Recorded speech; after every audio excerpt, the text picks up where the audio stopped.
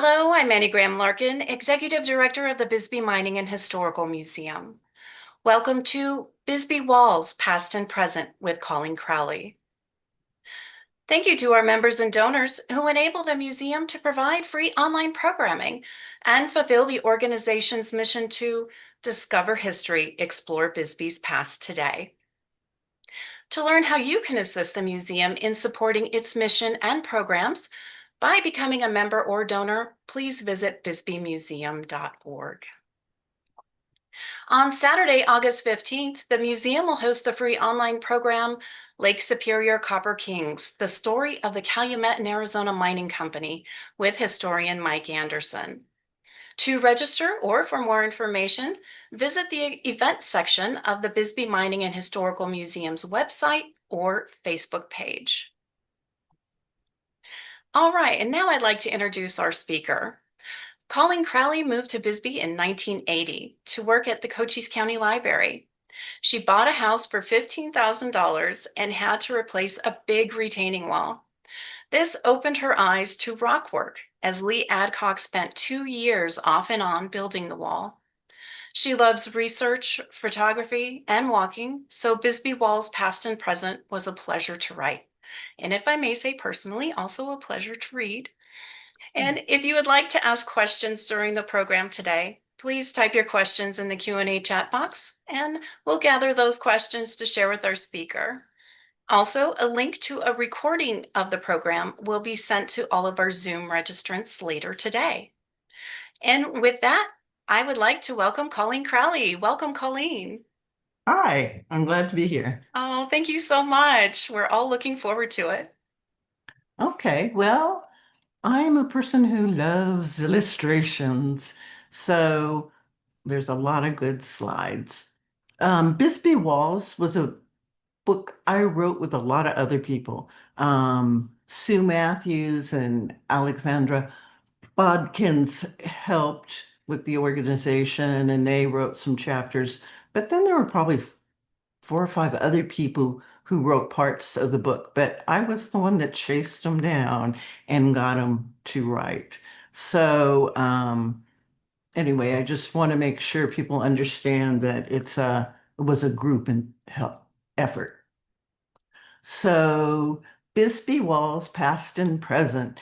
If you look at this picture, you'll see um, how many houses went up the side of the hills. And you can see the retaining walls. Those rock retaining walls go up there because there were, okay, the mines employed like thousands of people. And everybody had to live close because there hadn't been a town or roads or any of those things. So they built really close to the mining area. And a lot of times the stuff was built on property that Shattuck owned property and just allowed people to build on them. And it was a lucky thing they were miners because they really had to um, understand how to stack rock and deal with rock. So take a close look at this picture and you'll see all those rock walls. A lot of them, the houses are gone now. But I also want to hope you note this great picture of the guys on top of that pile of rocks. And I got that picture from the museum. And if you've never looked at their photography collection online, you can look with keyword searches. And it's a really fun thing to do. And they've got a great collection. So just if you're writing anything or you've got a house and you want to see if there's any pictures of it, you should look in the museum's collection. Okay, so Bisbee Walls, past and present. And do take a look at this wall because this is a dry stack wall that the men are leaning on. And look at how those rocks fit together. That's a real talent. It looks like jumbly to us, but really it took somebody with a pretty good eye to figure out how to make that pile of rocks permanent. Okay, here's a picture of Chihuahua Hill, and it is a very good example. Shattuck of Shattuck's Den let people build on his hill. He owned this hill, but people built it and see how they were able to row after row after row build houses up the canyon wall because they were miners and they knew how to do that kind of work with rock. Um, and you can see a couple of guys over here actually working on a wall. So Chihuahua Hill burned in like I think 1907. So none of the or very few of these houses are around anymore. And it was probably a Mexican part of town because it was called Chihuahua Hill, and people tended to name places after places they came from. Okay. Well, to build a rock wall, you need rocks. And this town has, plenty of rocks, but there's two main kind of rocks in the rock walls in Bisbee. One is Pinnell schist, which is 1.7 billion years old. And this is just because of an uplift that we get such old rock on the top of the hill. And the other is Martin limestone. And I don't see on this picture the other kind of rock. But this, let me just say that if you go to this website, there is a lot of information about Bisbee minerals. And so you should go and take a look because they've really analyzed the rocks of Bisbee. Okay, I was just at the post office yesterday looking up the hill, and this is the picture after a rain or after a flood. And I noticed that up above the highway, you can see a little retaining wall about halfway up, but they've obviously built a giant um, board formed mass wall above it. So that's part of what helps keep the rocks from coming down on the post office now. But you also should realize that Bisbee burned almost all the trees that were on the hills for the smelter. And the smelter was around for, I think, about 20 years. And that really changed the landscape and also made flooding and, um, anyway, rock slides more prominent. So um, today we have trees, and that helps to keep the dirt on the hills. Okay, this is Pinnell schist, and if you look around by the pit, that's where it is. And there's quite a few old rock walls made out of this. And this is a beautiful example of a dry stack wall. And later I'll talk about how you build a dry stack wall. So you really have to um, put keystones in, which means you dig a hole and you put a big rock even with the ground and just about a third or halfway out. And that really holds the wall in place. But then it's just a matter of putting the rocks together. And a person who's very expert at it can fit all the little rocks in the crevices to keep the wall tight. And this is a beautiful wall up on OK Street. And these old walls that I'm going to show you, a lot of them are in on OK Street because that was one of the first areas that was developed. And this wall is like maybe 15 feet tall. It's amazing the ambition of the wall workers then. And it has no cement, it's just stacked rocks. But if you take a close look, there's very tightly stacked rocks. And it's over 100 years old. And people say, oh, Benel, it's not as, you know, strong as the river rocks or other kinds of rocks, but it sure is held up. This is balsa quartzites, which is up Spring Canyon in that area. So um, I love this wall because it was made by a family. Peter, George Seller lived up there, and Betsy Brielle did a book on cellars in my kitchen.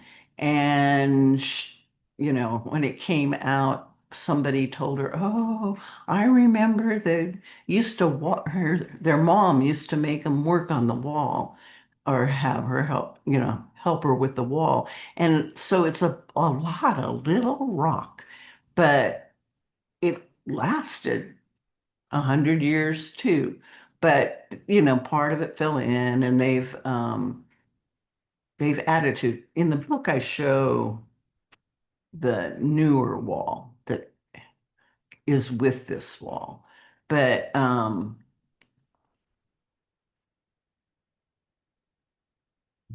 if you aren't strong enough to lift the big rocks, maybe you're ambitious enough to do a lot of little rocks.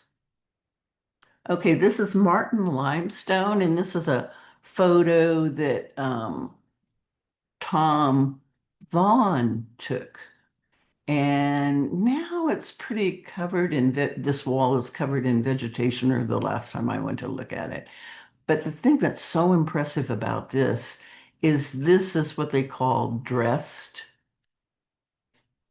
limestone, meaning it was cut. It's cut. Somebody cut all these rocks so that they would be flatter, I guess. Um, and that's just impressive to me because what an ambitious person to cut a whole wall. I'm sure they purchased it, but anyway, this is one of them really old and really well done. And a lot of people think it was done by the I can't say it. I'll come back to it. Um, oh, let me see. Oh, wait.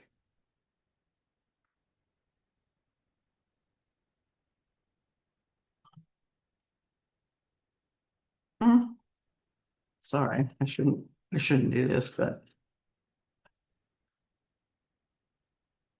well, I won't even be able to find it. Um, I won't. So we do have limestone, and actually, the Castle Rock is limestone. And limestone's really easy to cut. I guess that's why they were able to cut the rocks. But when you look at Castle Rock, one of the reasons they think of it as a castle is because it's made out of the same kind of stone that they used in castles. Oh, I'm so glad I did the book when I did, because this is like the best example of the different types of wall. So you have the dry stack wall, and this is up on OK Street, and then you have crib timber walls, and then you have board formed mass. And then and usually crib timber walls don't last as long as the other two, but if you look at it, that was the kind of wall that they built in the mines.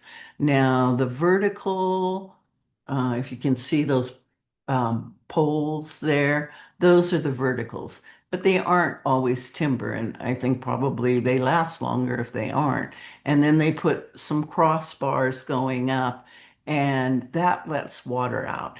And that oftentimes these walls and the dry stack walls hold up better when there's a lot of rain because they let water out. Water is really heavy, and that's usually why walls go down. It rains, there's too much weight, and it pushes the wall out. But when you have a way to let the water out, like you do in a dry stack, and then this is a board form mass, oopsie, and that, see how they've put holes every few feet to let the water out. Sometimes people just make, and actually, I just saw one made, they just make a solid wall because that probably seems better, but it isn't. It's not better because water is so heavy. You really need to try and drain it off before it just sits there. Um, Unfortunately, this cribbed timber wall has been redone. And so my perfect example is no longer with us. But if you walk OK Street, you should look up and you'll see this configuration. Oopsie, I shouldn't be lifting my mouse. The other thing, what was I going to tell you? Um, I can't think of it. Um, board formed mass. That's a really hard one for me to remember because I always thought it should be board formed cement, but it's board formed mass because they would take little rocks, which are called rubble, and they would put it in the cement mixture. So, cement's expensive. Rubble rock's free. So when you have a huge amount of wall to build, you're better off being able to put rubble rock in it. So board formed mass is usually a cement wall with other stuff in it. And you can look around the town and people are actually starting to do this kind of wall again.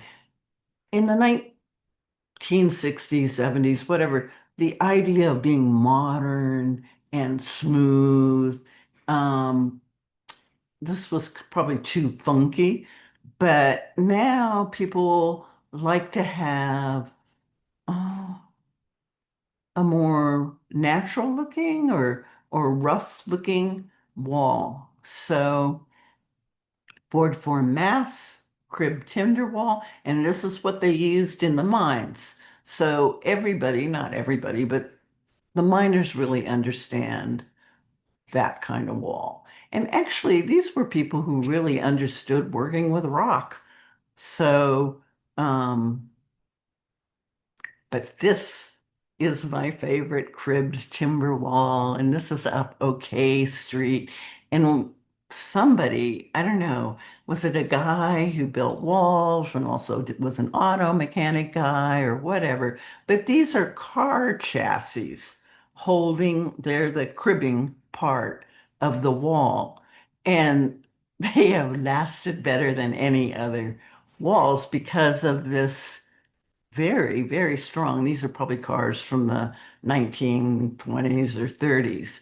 So this is up OK Street. You should go up OK Street before it gets richer, I guess, because people are replacing things because they think, oh, this looks very funky, but it is fun. I like funky. So, and I'm sure it's lasted 100 years, but it's because of the bracing is so strong. I don't think there's anything in town as impressively strong as those old car chassis. And I read, in a book in the museum that nobody does crib timber walls anymore, and you don't see them around Bisbee, but every once in a while you do see them, and it's usually the ones that have the car chassis that are still around.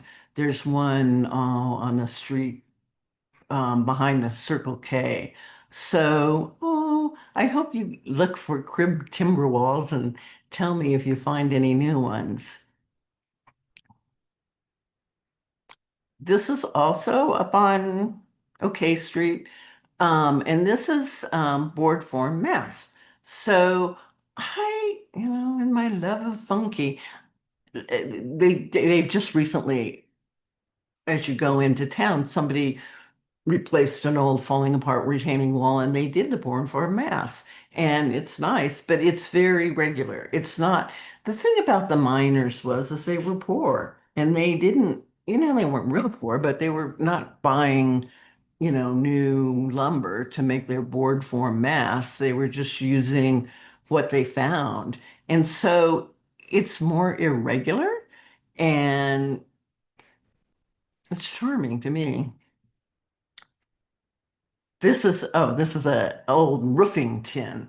So they used what they had, and I doubt they ever bought anything new to do this with. So there's a lot of irregularities in it, and I think that adds to the interest. Okay, mortar lines. Once you start looking at mortar, then you'll realize there's a real art to mortar that not everybody possesses. And this is a wall over, I don't know, a brophy or something. And so obviously somebody started out and they did their part of the wall. And then another person came along who is obviously better at mortar work. And so one of the signs of a good mortar job is they take a trowel and they smooth out the mortar or they do something with the mortar. So you can see that the bottom is pretty much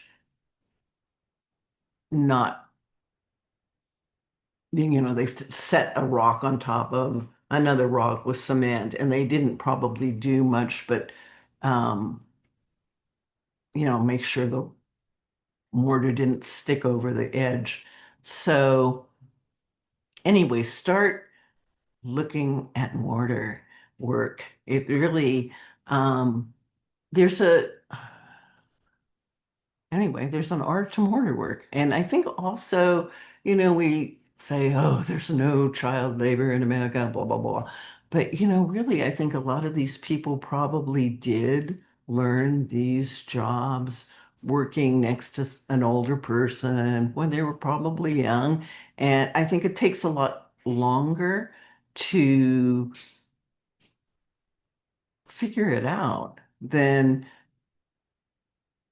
most people are allowed on a job. You probably have to have had some practice to get good enough to be a wall builder. Um, I just kind of sprinkled in the pictures from the that's what I'm calling ephemeral graffiti or ephemeral wall art. And when I started the book, people started telling me what to do, which I did follow their advice. So people said, oh, you need to contact Kelly Ty. She's taken a lot of great photos of the graffiti in town. And at this point, there was a graffiti artist who had kind of an edgy style, which I liked. And a lot of the stuff has been painted over in the last 10 years. So, but they would pop up around town. So I just have them popping up here in the slideshow. So it's ephemeral. That's graffiti for you. So I've seen um, a lot of stuff painted over. I think was the one that I thought had kind of the best edgy, I don't know, intellectual, thoughtful. A lot of the wall art is decorative, but sometimes it's provocative. So Kelly wrote the chapter on ephemeral art, and she did a really good job at going back and looking at the newspapers and finding out that Bisbee actually made a decision when Jack Porter was the mayor to respect um, the graffiti because there was a beautiful lady that was painted out by the park that just made people so mad that the city council had to think, well, maybe we shouldn't be painting everything over. Maybe we should let this be part of our creative Bisbee spirit. So this is Lee Adcock who inspired me to write this book. Um, and this is a picture of him at Bonnie's house. And this is up on Laundry Hill. And he was just a passionate wall worker. And so Bonnie actually wrote the chapter on Lee because she had hired him to do walls for over 30 years. I mean, she has the dragon view up on Laundry Hill, or I don't know what they call it now, but and so she had a long-term relationship with Lee, and also Lee was so passionate about Hawkwork that he would talk the people he was working for into letting him try new things. So he got a chance to do arches and different things he'd never done before when he worked in Bonnie's. Um, so this is the twisted arch that Lee made at his own home, which is called Mermaid's Castle. And I want to say about both these places, you can't go into their yards, okay? But both of them are Airbnb'd. So this morning I looked to make sure they're both doing the Airbnb, and they are. And both of the places have like 4.99 recommendations because they're just so unique. So this is the Mermaid's Castle, and you can see through the arch the gate that Ben Dale did. And one of the things that has happened is at this time, Ben Dale was doing a lot of work, and he worked with a lot of these wall workers. Anyway, so this twisted arch, Ben Dale had to build an armature for, and then so they could put the rocks on the armature, and then they took the armature away after the cement had set. But the thing about an arch is that you have it so the there's no way the rocks on top, I don't know, how do you say that? You have to be very careful about how you form the rocks. And that's something that I noticed with all the rock. People don't just pick up a rock and put them on, pick up a rock, put it on. A lot of times they take the rocks, they lay them out, they look at them, they drink a beer, they come back the next day, they think about them. These are just not casual decisions. You don't build a twisted arch from just any rock. So, and if you really look at these rocks, they're so beautiful.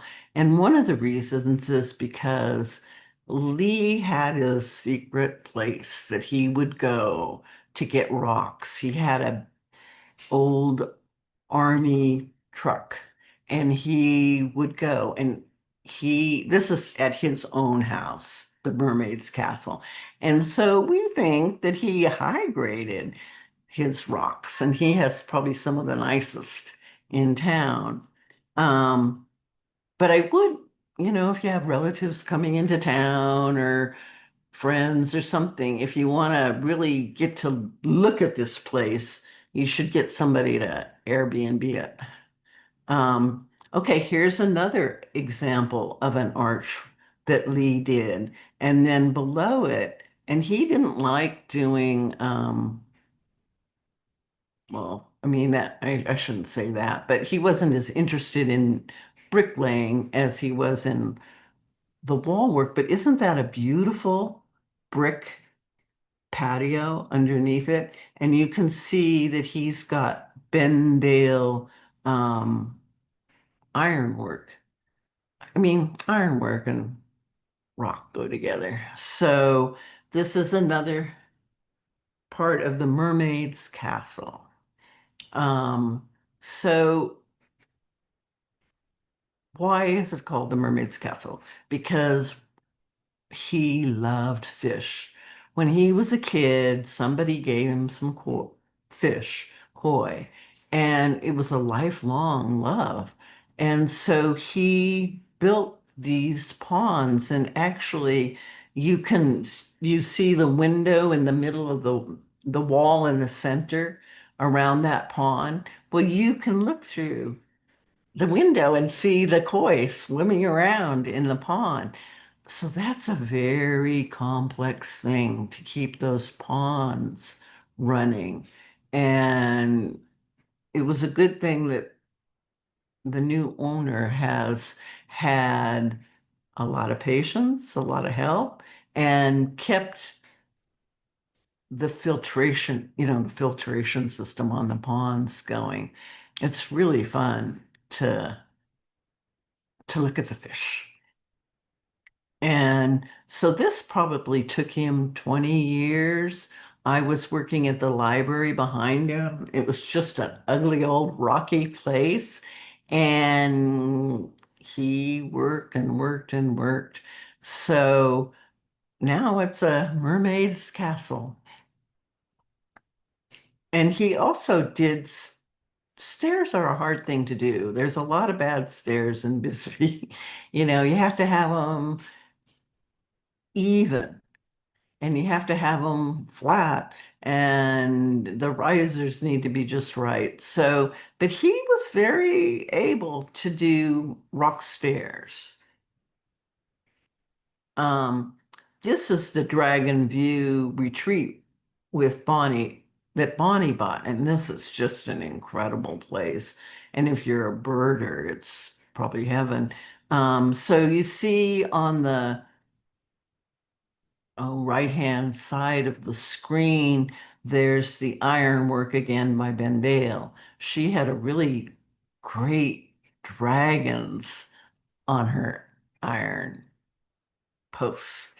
Let's see what's else. And then he didn't really want to do the hardscape um, around, but he did it. He did it. She talked him into it, and it turned out really wonderful. And this is Cesar. And he was Lee's helper. And nobody could build a rock wall alone. You really need some help. So Cesar worked with Lee for at least 20 years. And oh, I don't know. After Lee died, he did walls usually for people that had Lee, and then they asked Cesar to work for them. But look at the dragon heads on the ironwork. And take a good look at the stairs too. Stairs are no small accomplishment. And these rocks are not local rocks. So you can kind of tell when the era changes and people have access to transportation and cars and they can go get different kinds of rocks. So these are have a river rock look. They've been rounded. Um,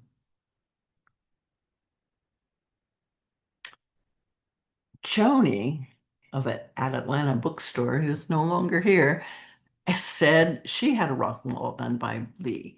And she said that Lee put a face in every one of his walls. So that just goes to show how much he looked at his rocks before he ever did anything with them. So this is the face, I think, at Lee's house. And then did I do, and then this is the face at Joni's house, which is, I don't know, going up High School Hill. Um, so if you're out and about, you should look. I had um, a huge wall done, and he really wanted to do a planter in it. And it took 2 years, and I was like, oh gosh, I don't want to spend any more money on this wall. But then he said, no, you promised. And we had kind of promised, I guess. And I love my planter in my wall. So that was just an example of how enthusiastic he was about trying new stuff. And then he did a huge bench and he wanted something complex. He didn't want to just make a wall. He wanted to do something fancy. So this is Gil Niederlitz. And I had to chase him around town to get him to talk to me. It was kind of funny. He didn't answer the phone. And then I asked somebody who'd had a big wall done, well, how did you get a hold of him? And he goes, oh, I went to the post office and I waited for him because everybody goes to get their post office in Bisbee. So actually, I was able to chase him down at the post office. And then he was real friendly. And so Gil is different in that he uses a machine as his helper. And I always go, well, well, what's the name of the machine? And he would say, it's my machine. And it was his machine, and he still got his machine. And he just, if you want to see a new wall that just got built, um, Lachlan. If you go up Lachlan, and then there's a pretty sharp turn, and on the left-hand side, he's done like maybe a 30-foot tall wall. It's impressive. And he did it with my machine. Um, so you might go by and look at that wall if you haven't. This is when they had, a garden, a community garden. And he's very committed to using his machine to do ecologically friendly land work. He said, oh, people like rip up the land, but I want to be a person who improves the land with my work. So I think he's been pretty generous, like to the community garden and other aspects of landscaping work. Now, this is the wall that was up above my mom's house. And it's covered with plants now. And I'm sad about that because the wall, I love plants, but the wall was so beautiful. Anyway, so these people bought a burned out house. And it was when they were very strict about letting people remodel and changing the look of the house. And the first thing they did was build a wraparound porch. But the problem was the the the posts started sinking. So they wanted him to fix that problem. Well, see how, there's about 25 feet of wall work it took to fix that problem. So, but this is on Spring Canyon where a lot of oh, why can't I say any rock names? Um, uh,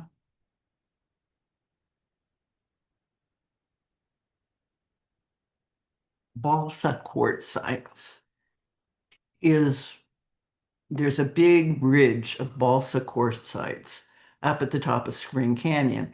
And then also people think that the highway department dumped, when they built the highway, I think it was in the 50s, and they just dumped rock down over the edge and it went down Spring Canyon. But there's several reasons there would be this is a huge amount of rock. And actually on the other side of the house, he went on and built like 30 feet long walls.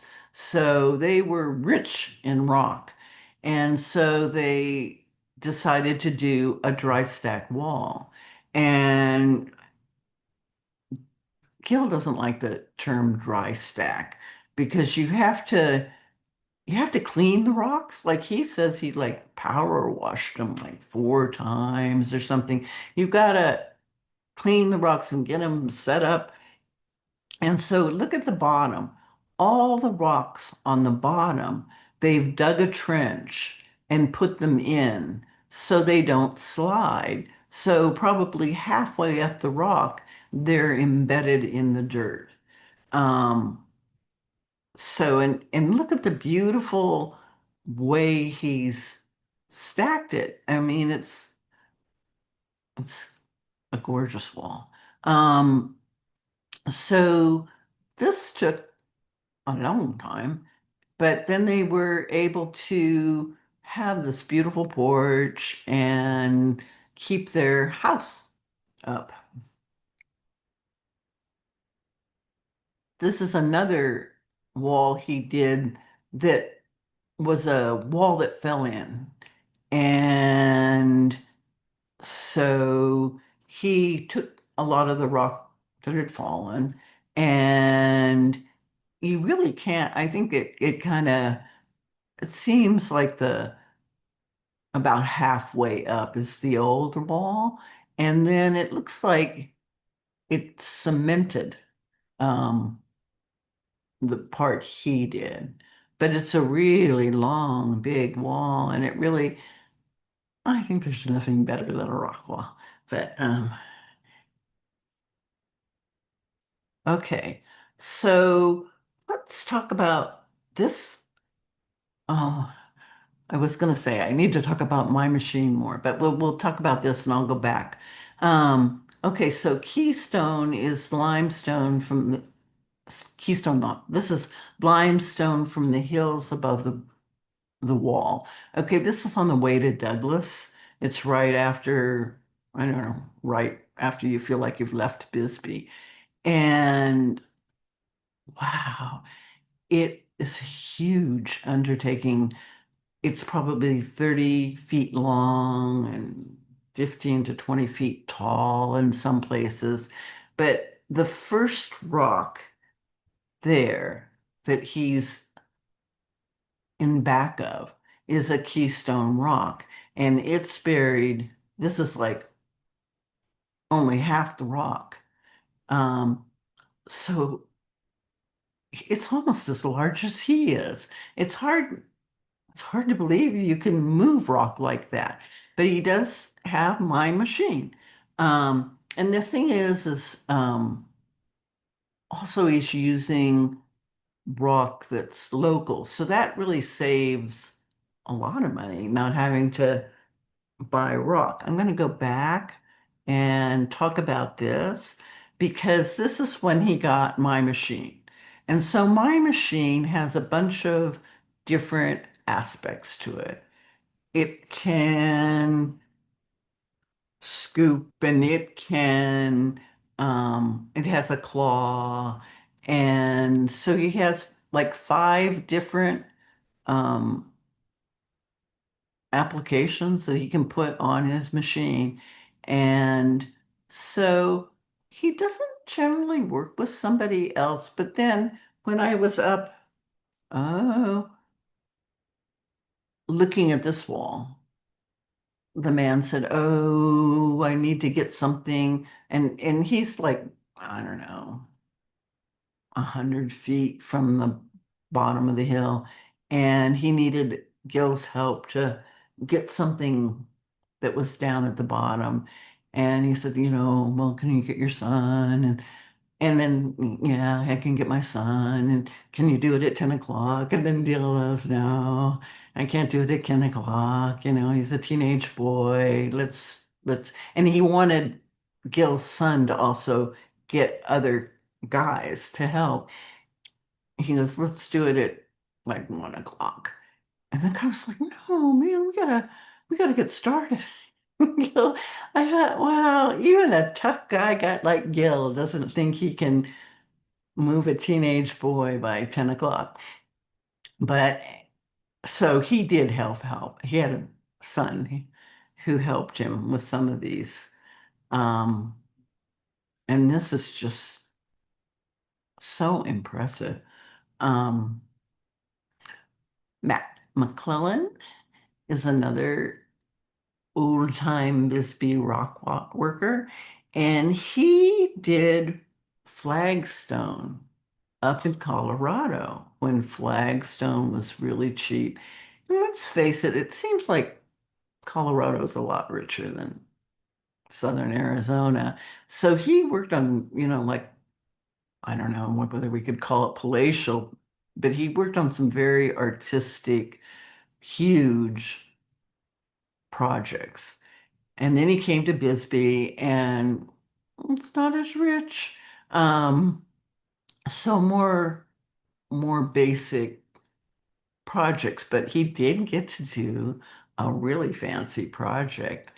Um, which the courtyard, which is on Brewery Gulch.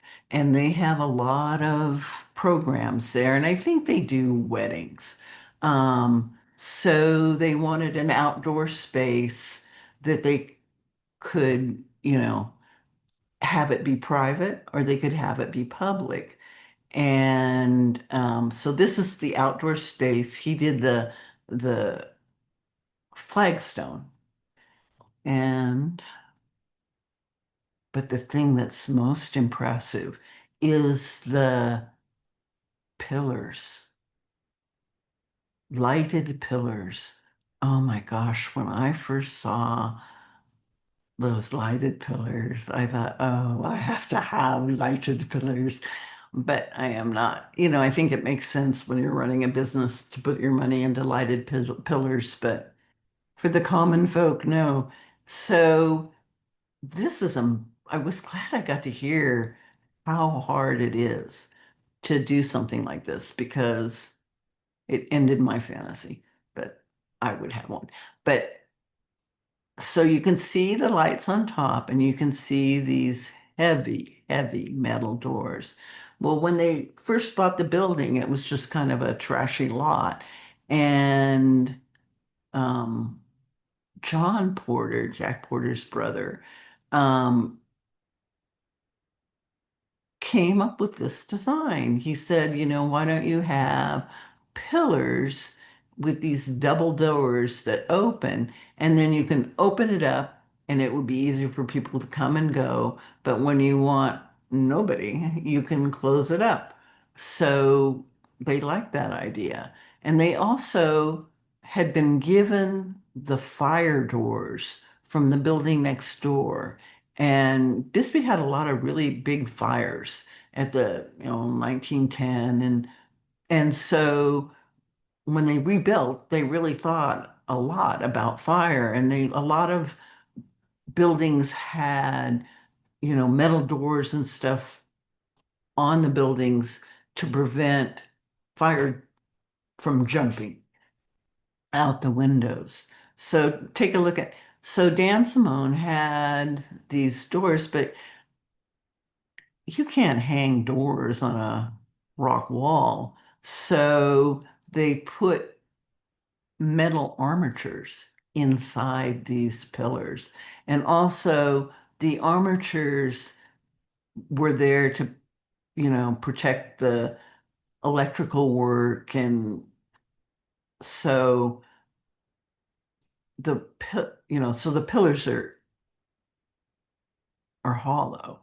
But it takes a lot of decision making to make a corner. When you build a rock wall, you have to have cornerstones and not, this stone obviously wouldn't be a cornerstone. So when you look at these walls, you have to also realize the talent it takes and the time it takes to figure out how to do that many corners on a wall. And, when Dan first talked to him about it, he said, well, this is going to take a really long time. Are you sure? And he said, yeah, we're sure. So it was a big, big project, but look at how beautiful it looks.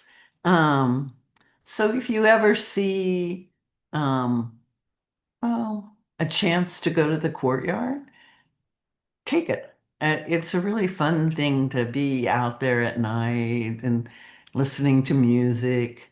So it's it's totally impressive. The the pillars and also, just to get all these rocks. But okay. Oh, here's the stage. It is I mean, I think in their case it was really worth it to go for the high-end, beautiful rock work. And here's Mike Encinas, which I've seen him on other projects. He is a really strong guy.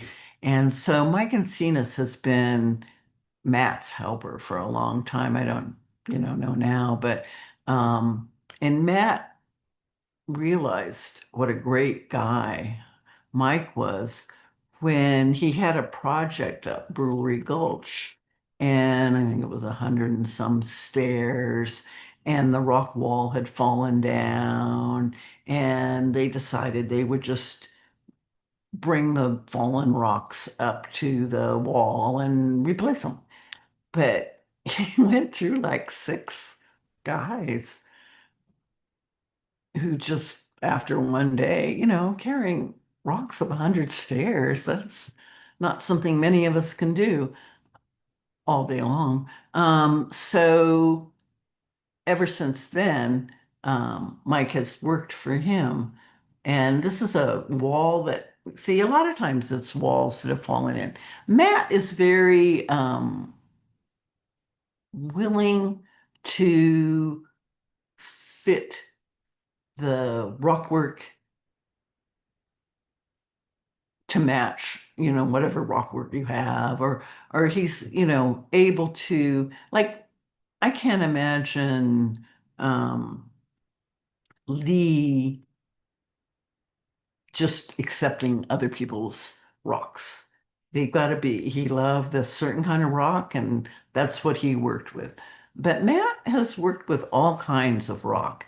And so this was a rock wall that had fallen in, and they were trying to match it with the wall they had. And the wall they had was this river rock. But that was a big, steep hill to, they wheelbarrowed them up, but you got to think, who's going to be the strong guy?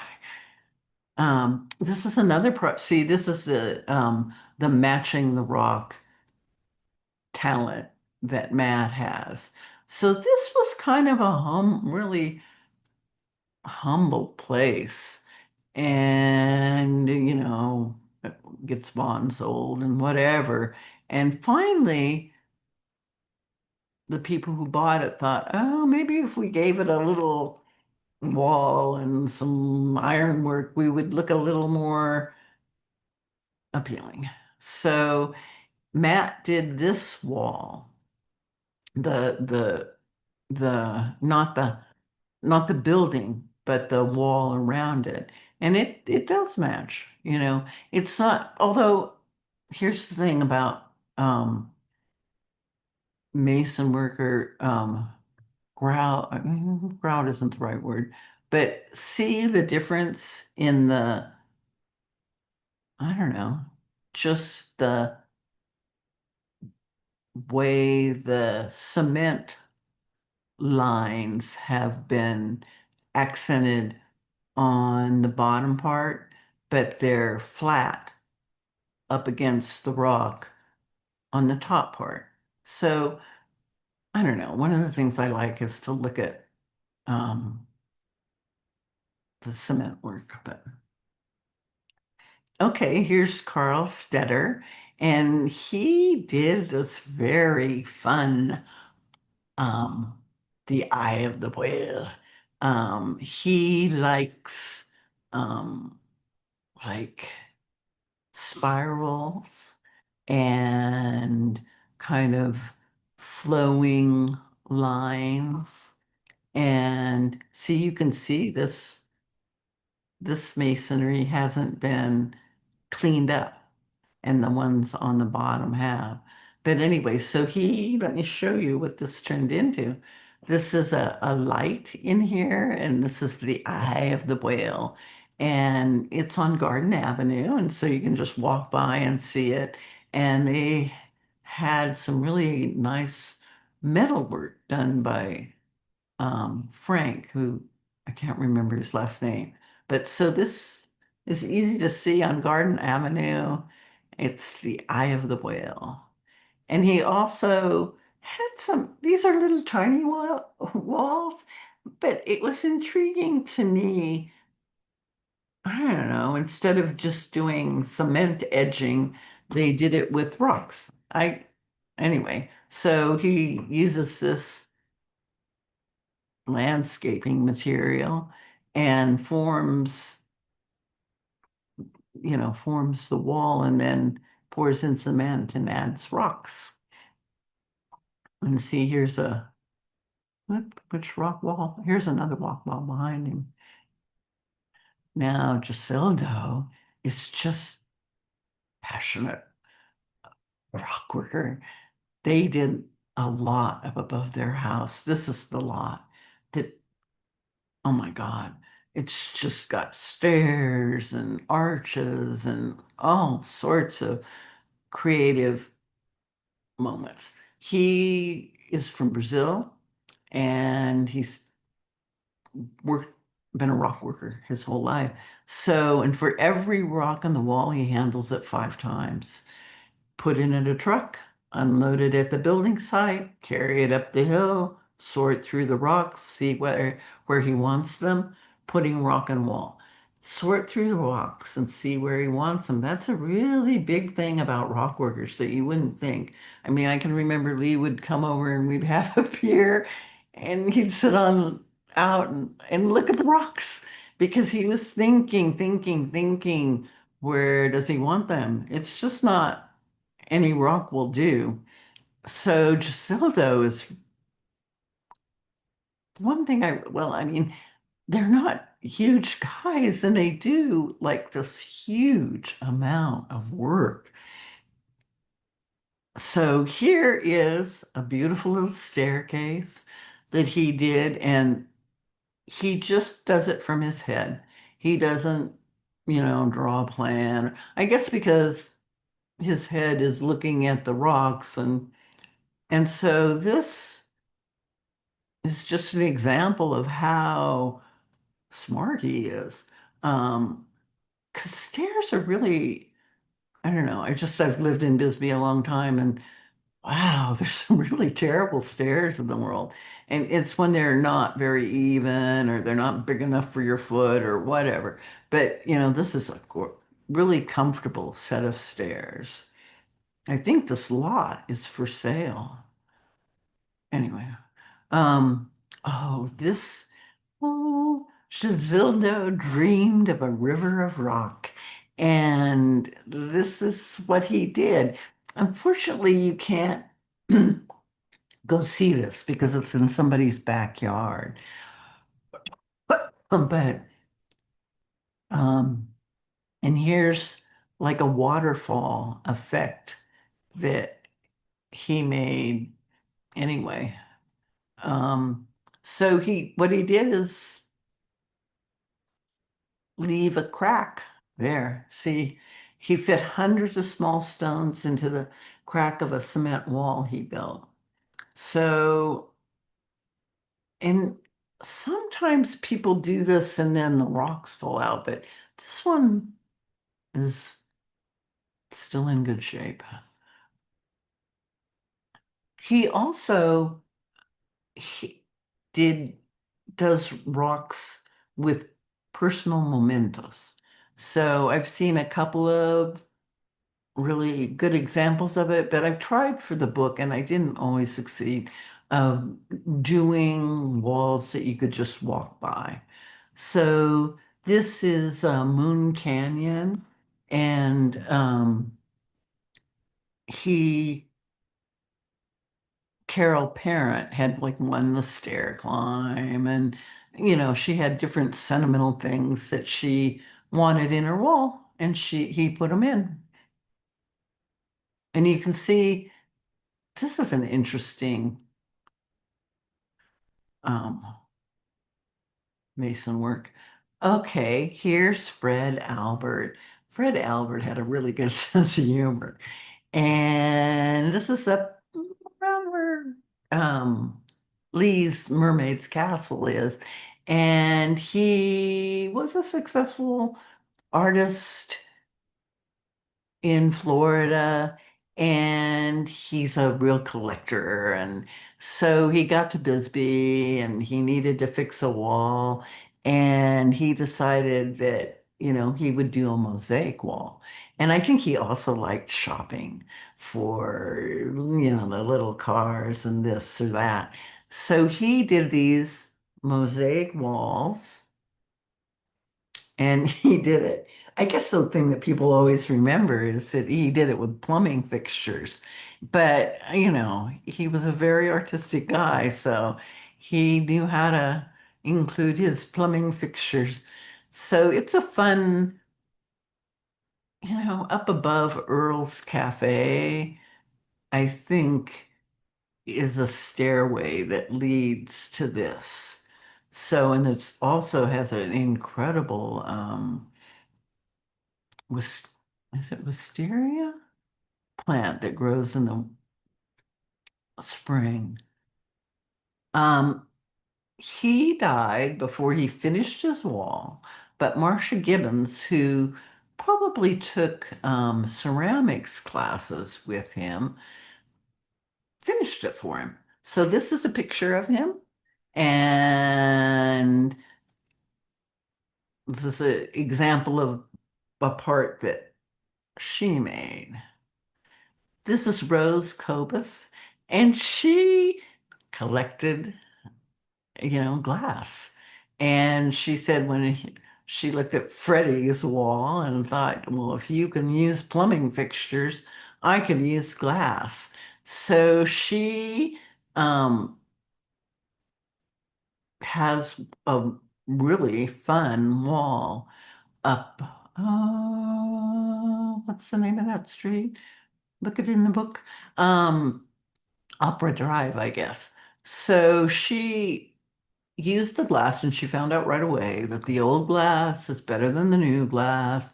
For instance, red used to have gold in it and it doesn't anymore. So the new glass, I'm just warning people if you think, oh, I'm going to do one. Well, be careful about getting glass that's going to keep its color. So she would go to the, secondhand stores and look for it. And after a while, they were even like saving her stuff because, and her neighbors would give her stuff. And so it was a pretty friendly project. She was new to town and she made a lot of friends building this wall. And her partner, Ed, bought these masks over like on probably Huachuca City. I can't remember what that place was called, but um anyway, and I wouldn't have bet that it would be so believable. But he put these masks on the wall, and when you look at it, you really do think you're like in some ancient civilization. So that's worth a walk by. I'm also interested in, um, oh, what am I? Anyway, what is it? I have no words. Um, well, um, I can't say it, but this is Joanne Brown, and she lived here for years in the oldest registered house. It used to be a stagecoach stop. And people were always looking at it, and she wanted to do something nice. Well, she also had a lot of creative energy, and she made mementi mori boxes. And it says she did it because she said, "Remember, we are all gonna die, so we might as well enjoy life." And the boxes are really cool. She made them out of cigar boxes, and she traded her neighbor next door pies for his cigar boxes. And she also, um, all her neighbors kind of helped her with getting mosaics, the tile for mosaics. I mean, I like the cigar boxes, but she realized, oh, these are ephemeral, and she wanted to make something that was going to last. So she took up mosaics after she retired, but boy, she had a talent. So these are, just some simple little things that she did. Oh, it also, duh, Colleen, um, the address, I think, on Tombstone Canyon is 826. So it's kind of covered with vegetation now. So, and it's in an awkward spot, but it's really worth it to like maybe park at the park and walk up or park up. You're not going to be able to park right at her house, but park across the street. It's on the way to the over the, highway. And see how beautiful it is. It's really worth it to go and look at. But see, this fence is probably covered with vegetation now. But she taught herself mosaics and oopsie. Oh, yeah. Um, so the wall along the back is one of the last things she did, and that was inspired by her husband bringing seashells back from Malaysia, I think. And it's really fun. I mean, you can see the treasure chest and the skeleton, and she, that's a 20 feet of wall work that she did, and she worked all the time. Um, and then the stuff on the front, she uses not only tile, but those little glass beads. And oopsie, I guess I have more stuff of hers, but she went to Cochise College. And oh, just this very edge on the right-hand side, you can see, there's a tree that you can't really see. But she went to Cochise College, and then she took a clay work ceramics class, and then she started making stuff to go with the um, tile. So, oh, go see this. It's really cool. I hope you can see it, but you can see the bottom of it. So I think it's 826 Tombstone Canyon. This is Carolyn Toronto, and she's an incredibly ambitious woman too. This is in front of Harry, I want to say, I can't, um, anyway, whatever. So she does murals, and Harry, I want to say Potter, and I want to say Wheeler, and that's not right, but whatever. Read the book. So he was a teacher up on the Navajo and the Indian reservations. And so he wanted something that reflected his life. So she took the things that were important to him and did it on the wall. And this is, oh, oh, oh, I wish I had more pictures of it. Anyway, so this, and so she's done a lot. She's also done the post office. There's several of her. In fact, she was one of the first people that painted a mural at the post office. And they were gonna paint it out. The state owns that wall, I guess. And then, the owner of the I call it the convention center, but that was like 1980s terminology. But that the big building downtown, that the table. Anyway, so they talked them into letting Bisbee artists do murals on that wall. This is Judy Perry, and she's the most famous of all our painters.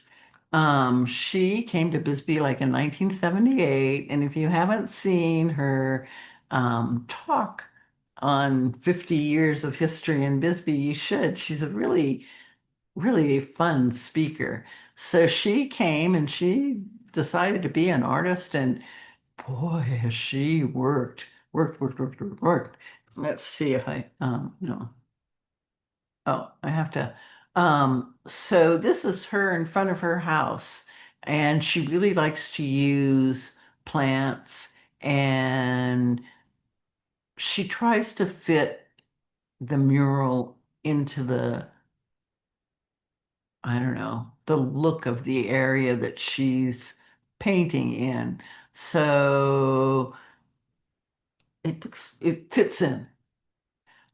She painted the stair climb murals. And that's fun because you can see how many stairs you're going to climb. 73 or 140 or, whatever. Um, and that's very successful. She has done, I don't know, dozens of walls. And when I ask her, because not only does she have to be an artist, she has to be a business person. And how do you figure out what to charge? And she said, oh, the less money, the bigger the brush. So I like that. She said she really likes to do stuff in collaboration with the owner. And one of her first murals was of a little old lady who wanted, oh, what was it? Penguins and butterflies on her cabinet. So Judy will figure it out for you if you want her to do a mural. Um, so she's probably been painting murals ever since she took a workshop with Rose Johnson. Rose Johnson was the one who figured out how to get paint that doesn't fade. And I think if you've ever owned a house in Arizona, that's a big, a big thing to figure out. Um, so my favorite of the walls is the monsoon one in the parking lot. Anyway, she has oh, I love this one. So she can do really good landscapes and, evocative of our area.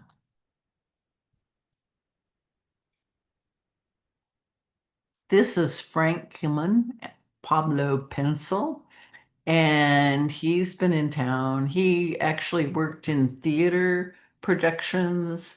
And so he has a sense of how to paint um, backdrops and, large paintings. And so he's been in Bisbee for a number of years, but Tate asked him to do,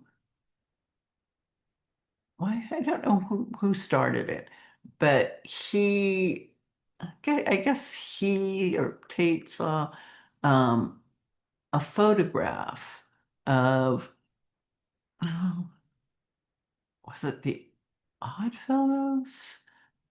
A fraternal organization. And the fraternal organizations, were a chance for guys to get together and have a good time, but they also tried to instill, um, good values.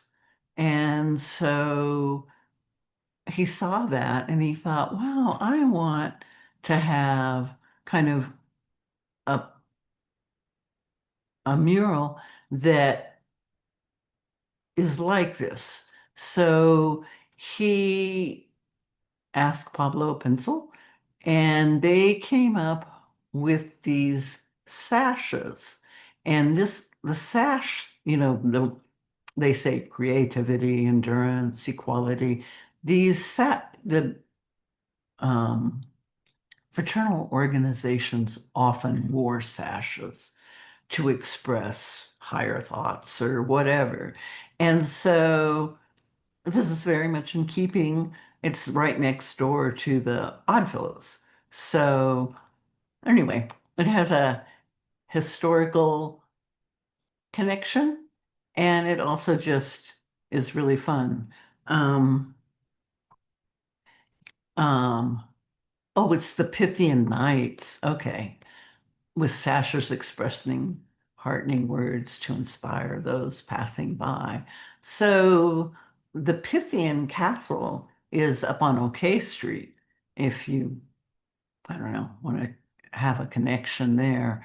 Um, so I think maybe Bisbee Vogue did the first um, set of, you know, nights. This one's in the parking lot by the post office. Okay. Rose Johnson's probably painted the most photographed mural in Bisbee. There almost isn't a day that you don't go by and somebody's taking their picture in front of this um, wall. And this came about because people were just graffitiing the wall. It was a big cement wall, and they wrote what they thought on the wall, and they decided, we'd like to control this a little more. So the city decided to hire Rose Johnson to do this wall. And Rose Johnson was a pretty successful muralist in Phoenix. She did, a really big one that just got painted over. But so they hired her and she did the Peace Wall. And people love the Peace Wall. And so I kind of like having a little bit of uh, intellectual or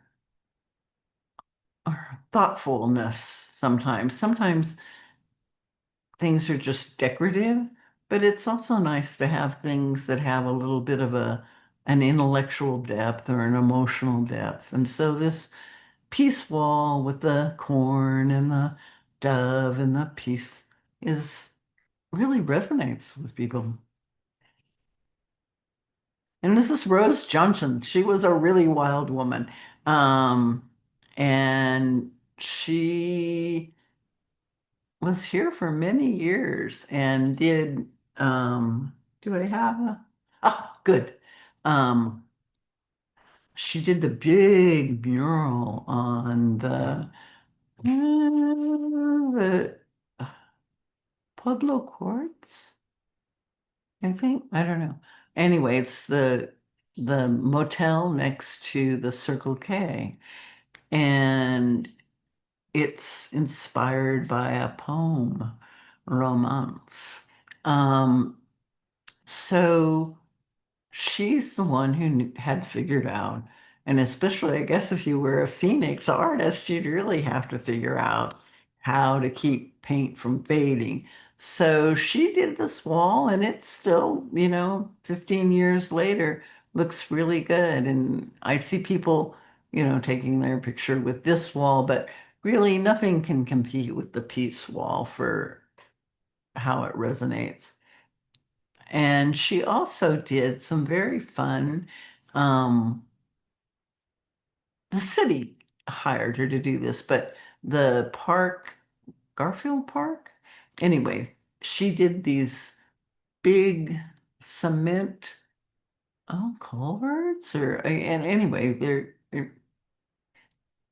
hollow on the inside, and the kids really love to play in it. I think in Arizona, anything that you shade is popular. And these are still looking really good. This is Monty, and he was, raised in a family that was, very Christian, but they still let him um, do life drawing. And he really appreciated that his parents were open enough to let him pursue his own interests. And so he did a lot of murals around the Gulch. And so you should know that the biggest thing about Bisbee, in the early days was the bars were open 24 hours a day because they had three shifts of miners. And really that was their social life anyway. So this is on the outside of a bar, or not a bar, I think it's mm, anyway, you'll see it on the Golds. Anyway, so they wanted to commemorate that. And he also did the pictures of the miners in the city park. So he figured out how to get this. He does everything free. Most of the painters who do work on this larger scale don't, do a grid and try and figure it out that way. They obviously have a sense of things, but he was able to take the lunch pails, which is very, and then knowing what size lunch pails were, I guess the size of a man's head, and figure it out. So this is a set of stairs that go down. And that's a tricky thing from the place that I took it. You don't realize, you know, the stairness of it. But anyway, it's a very successful group of men. And he also did a coloring book of Bisbee, but I don't know. I think it was self-published, and I'm not sure you can get a copy, which is too bad, but you could try. And this is his darling daughter. This is Riva Shemansky, and she was a successful Bisbee artist, which to earn your living doing art is exceptional. And her husband had come home from a Renaissance fair, and he said, we're gonna go to Renaissance fairs, and what can we do? So she decided to do carvings, and she was really fast and really good, and she did a hundred and some carvings, and the week before the fair, they go open up the drawers where she'd put her carvings, and they were gone. And so she had to learn how to carve really fast. And being another, other artists in town were, oh my God, she just carved a skull out, in one day. So she was really efficient and fast, and she did clothing, and she worked hard for her living, but she made a living as an artist. Um, so that she's in front of her house, and that flower is an example of her painting work, which was also very beautiful. So, um, and behind her is a Bendale sculpture or a Bendale gate. And that's so beautiful. So let me show you her. I kind of wish I'd gotten one that wasn't so, but this is really how it is when you do murals. You're out there, there's, the bottom part of the wall that isn't perfect. So this is all on, uh, is it Spring Canyon? No, not Spring Canyon. Wood Canyon. Um, she did this. And then that's a sample of her carvings. She carved out a bone. So she she has just a few things in town, but they're beautiful. And we're back to the ephemeral art, the graffiti art, which doesn't seem that graffiti to me, but I love the stencils. When I first moved to town, somebody had stenciled all these little guys with a balloon around town. Anyway, this is a, and this is Mary Jane Banks, who didn't consider herself an artist, but obviously she felt like an artist. So when they moved to town, they bought a house that had this crumbling wall and it was ugly. And so she decided after they, put the stucco on it that she would paint something. So she painted a really long, really fun wall on Moon Canyon. Um, she had Judy Perry help her, and Judy Perry recommended getting the bricks on first so you have a sense of size. And so first she made the bricks and then she, added the other elements afterwards. Oh, I'm so sad because one of the things on that wall when you go by is a funny javelina joke. So you should walk by on Moon Canyon and see the javelinas. This is Christopher Bailey Hill, and he's a local boy, and he was definitely believed in himself as a graffiti artist. And Susan Matthews had him do a wall for her. And this is up on the end of Lachlan. And it turned out, at first, so this is done with spray paint. The other walls were done, painted with a brush. So anyway, it's kind of the only totally spray painted wall I think I have in the book. So this is the Common Ground project, and um, this is going up Spring Canyon. And over the years, the children had written quite a bit on the walls of this bridge. This is not how the story goes in the book because Gretchen, who spearheaded this project, is too polite to say that, but it was kind of a, I don't know, funky. Um, So she and the other residents up there thought, oh, we want to paint this stuff out and we don't want anybody to paint out what we painted out. So they decided to do a project that included kids. Um, let's see that.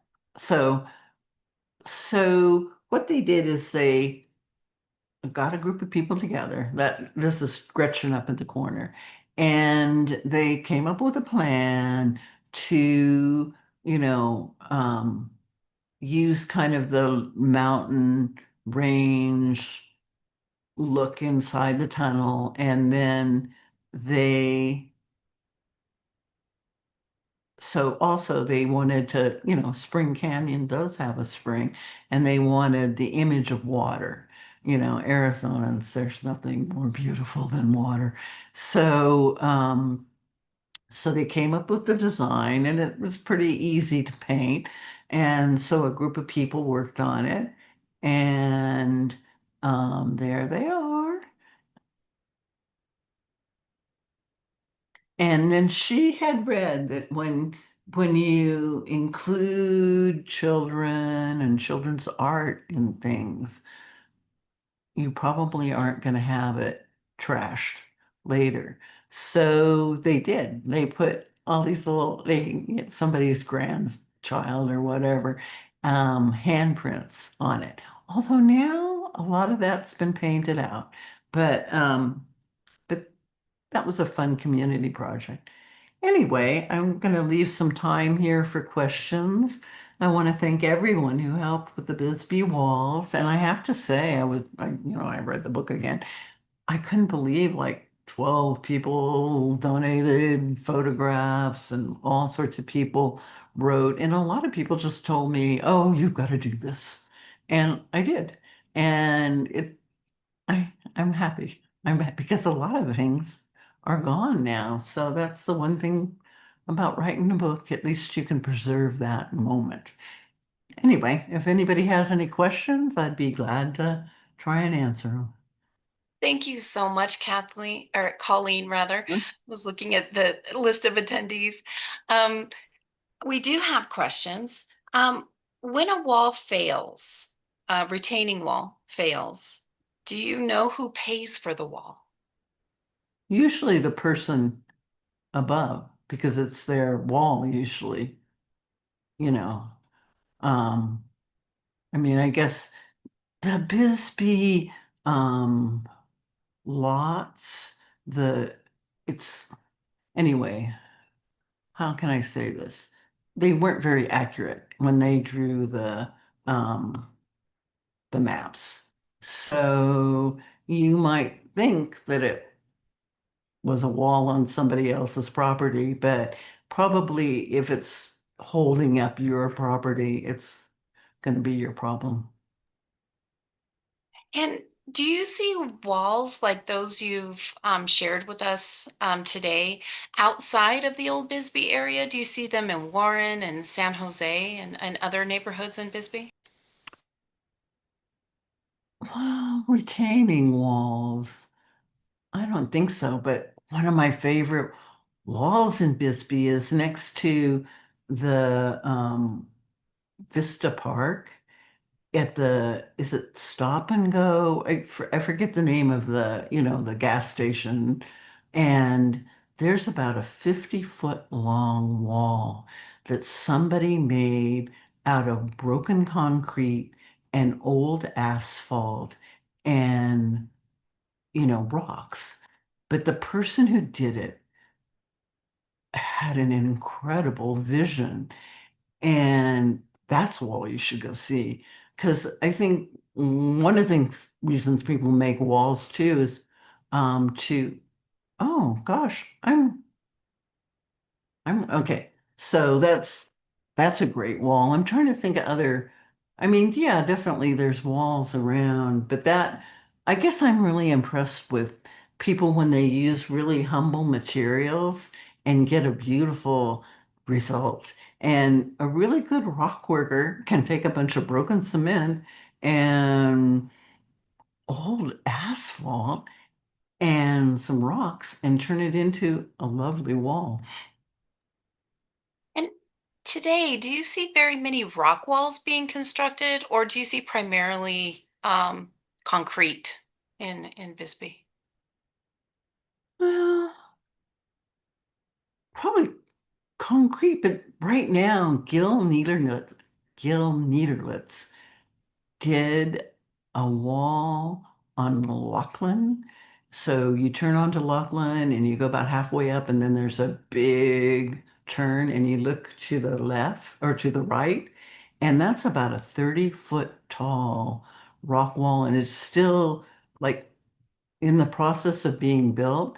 I mean, you got to realize that it takes a couple of years usually to do a rock wall, and a lot of times people don't want to do that. But I mean, the block, I mean, cement, I don't know. I mean, I'm thinking my neighbors around the corner on Moon Canyon, that wall just fell, and they, pretty quickly got it together, and they're doing a block, cement block, and then, they stucco it.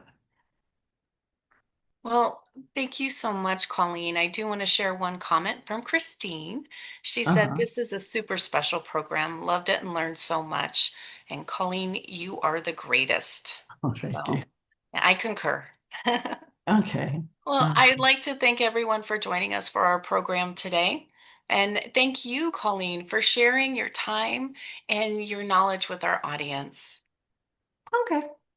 And we hope to see everyone on August 15th for our next online program with Mike Anderson. Until then, have a good day, everyone. Bye. Bye.